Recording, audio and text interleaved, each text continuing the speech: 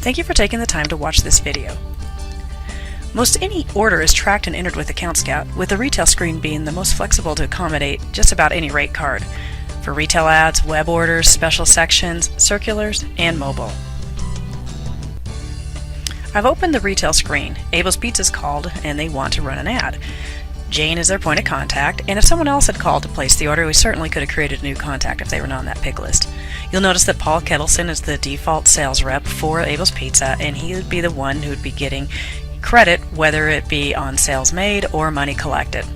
Now Jane has provided us a copy of the ad and it's ready to go, so I'm going to go ahead and just drag that ad over here and we'll just work against it so you can see. Any kind of ad image can be stored within AccountScout, and this is what is exported then at production and for deadlines. It also can be served up back to the client so they can confirm, yes, this is the ad they would like to rerun. So it's the $2 off special. This description shows up on all bills and statements, invoices. It lets the tagline for the ad list and manifest. The sales type is the revenue stream at which we are going to store and record the sale for the accounting behalf.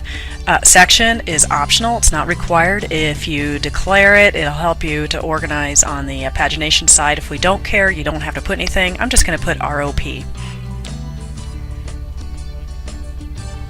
Now Abel's has a contract agreement, so if I were to select this agreement rate, I could have various choices of flexible modular sizes. I could have restricted what they were allowed to order.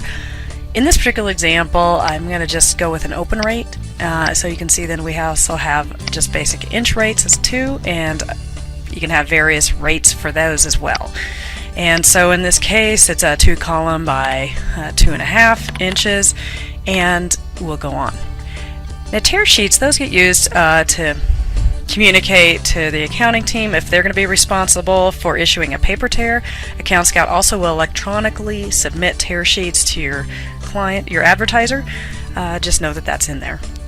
This particular ad's going to run in both the Boulder and the Denver papers. It is color, so we're just going to upsell it with a little bit of color.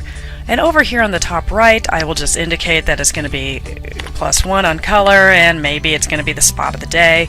If you want any other notes, that'll go into the production cycle under these pagination area. These are all private notes, and you can just say maybe upper corner or something like that. I just want to explain that.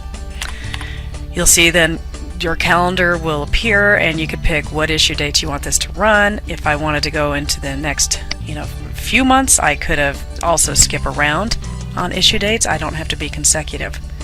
Schedule that out. Down below then it'll present itself, and I can sort this by run date and see and reverse sort it too on these different column headers. Each of the publications, so the Denver paper is a little bit less expensive than the Boulder paper, but if I look over to the right, the Boulder paper includes color as my upsell of the feature.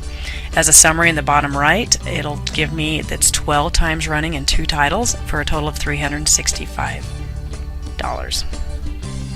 So from this single entry, the designers, the accounting team, and the sales team all have their own set of processes that they'll then follow to remind them of the status of this ad and what is important to them.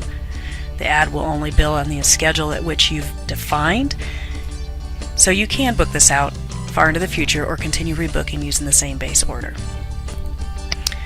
Thank you again for watching this presentation. If you have any questions or would like a private demonstration, please contact us at the number above.